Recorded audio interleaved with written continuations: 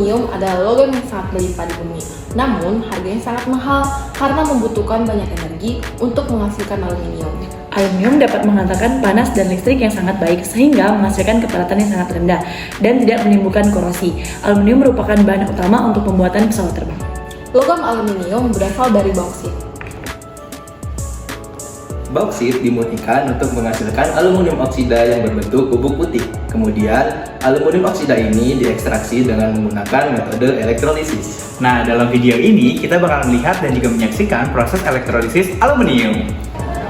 Aluminium dielektrolisis menggunakan kriolit cair atau yang biasa kita sebut elektrolit.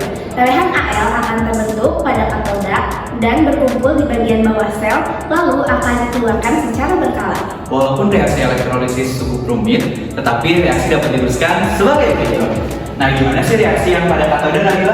Oke, jadi pada katoda reaksinya dimulai dari Al3+, yang mana dia berbentuk aqueous, ditambah 3 elektronit menghasilkan Al tapi dalam bentuk solid. Nah, untuk reaksi di anoda sendiri dimulai dari karbon dalam bentuk solid ditambah dengan 2 ortoamin dalam bentuk aqueous menjadi CO2 dalam bentuk gas dan ditambahkan 4 elektronin.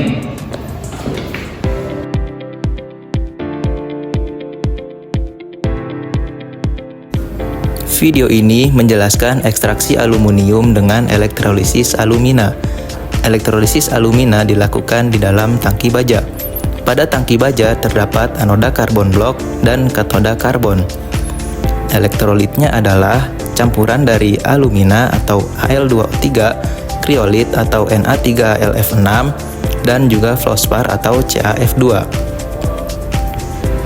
Kriolit menurunkan titik leleh alumina dan batang fluorspar berfungsi untuk meningkatkan konduktivitas listrik elektrolit.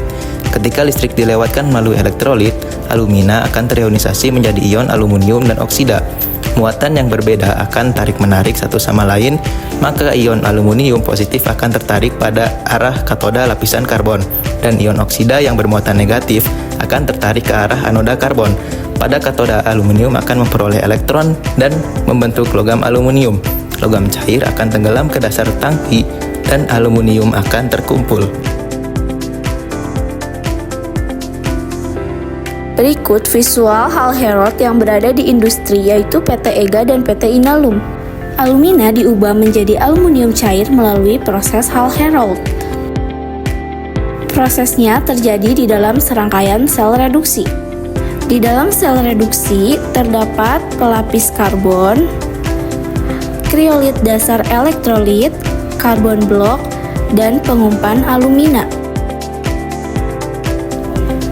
Blok karbon diproduksi di lokasi dan dikonsumsi dalam prosesnya, namun sisa-sisanya didaur ulang dan digunakan kembali. Mereka bertindak sebagai elektroda positif atau anoda dan lapisan karbon menjadi elektroda negatif atau katoda. Ketika listrik melewati larutan, reaksi elektrolitik terjadi. Itu memecah alumina menjadi aluminium cair panas dan oksigen. Oksigen mengonsumsi karbon dari anoda dan membentuk CO2.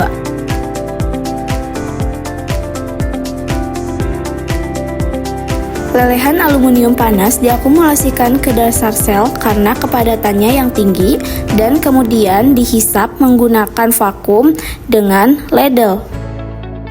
Shotcasting aluminium cair dituangkan dari tungku ke dalam wadah penampung atau holding furnace yang lebih kecil untuk menjaga suhu lelehan tetap stabil selama proses pengecoran. Standard ingot casting. Aluminium cair dipanaskan hingga mencapai suhu pengecoran yang tepat untuk jenis paduan aluminium tertentu. Aluminium cair dituangkan ke dalam cetakan melalui saluran masuk atau runner yang telah dirancang untuk memastikan distribusi logam yang merata.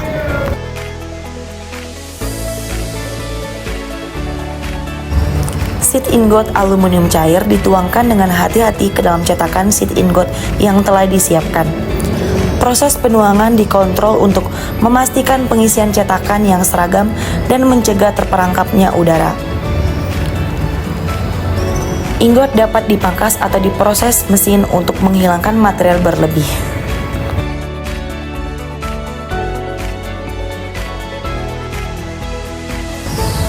Billet casting aluminium cair dialirkan dengan hati-hati ke dalam cetakan pengecoran billet yang telah disiapkan. Billet dapat dipangkas atau diproses mesin untuk memotong sesuai ukuran.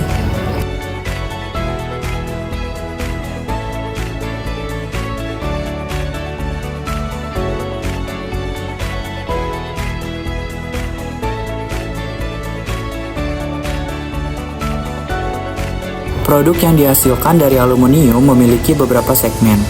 Berikut merupakan bagian lingkaran yang dimana dibagi menjadi 4 segmen dengan warna yang berbeda dan masing-masing memiliki jenis produk yang berbeda.